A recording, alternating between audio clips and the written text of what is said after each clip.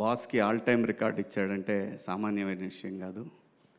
అలాగే ఇంకా చాలా హిట్లు ఇస్తాండి. ఈవీవి గారు, మీరు కృష్ణారెడ్డి గారు ఎలాగైతే వాళ్ళు ఫీల్డ్లో ఉన్నంతవరకు ఎలా హిట్లు కొట్టారో ఖచ్చితంగా నాన్ స్టాప్ హిట్లు ఖచ్చితంగా కొడతాడు, మనం చూస్తాం. భవిష్యత్తులో నేను అనుకుంటున్నాను, ఎందుకంటే అట్లా లోపలికి వస్తున్నప్పుడు అక్కడ ఫోటో ఉంటుంది అనిల్ది, కింద చాలా ఫోటోలు ఉన్నాయి, కానీ ఆ ఫోటోలు చూసినప్పుడు అనిపించింది అబ్బాయి ఎప్పుడో హీరో అవుతాడు అనుకున్నా. అన్న ఆహా ఇక్కడ ఎవరు ఏం మాట్లాడుకున్నా, ఎవరు ఏం కావాలనేది కళామ తల్లి నిర్ణయిస్తుంది.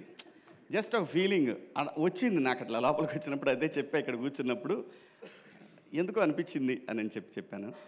ఖచ్చితంగా అవ్వాలండి. వాళ్ళ తమిళ్లో అందరూ డైరెక్టర్లు చాలామంది హీరోలుగా చేస్తున్నారు, ఎందుకు అవ్వకూడదు? అయితే తప్పేంటి?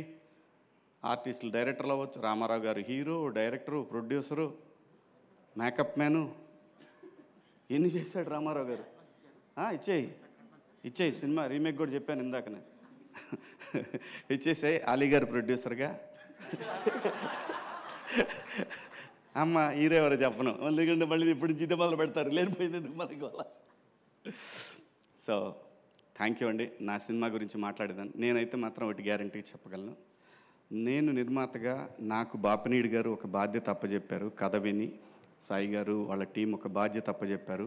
ఇది నా సొంత డబ్బులు పెట్టి తీసినటువంటి తాజ్మహల్ కన్నా కూడా నాకు చాలా ఇంపార్టెంట్ ఈ సినిమా.